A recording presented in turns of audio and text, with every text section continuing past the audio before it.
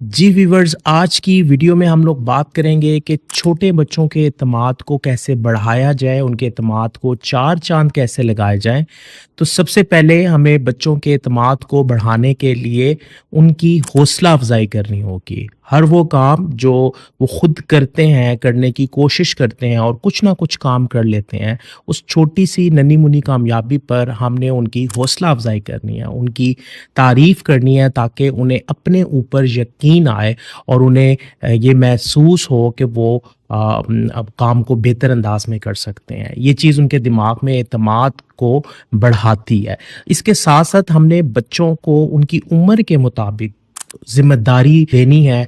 जो छोटे-छोटे काम वो खुद से कर सकते हैं, उन्हें करने के लिए ओपन कर देना है ताकि वो छोटी-छोटी ज़िम्मेदारियाँ लें। ज़िम्मेदारी लेने का अमल भी उनके दिमाग में एतमाद को बेहतर करता है। और आखिरी काम ये करना है कि नाकामी को बच्चे के दिमाग में इस तरह से डालना है कि नाकामी नाकामी नहीं होती, बल्कि नाकामी सीखने का एक स्टेप है। कामयाबी के लिए नाकामी एक स्टेप है जो हमें ये बताती है कि ये काम इस तरह से नहीं होगा।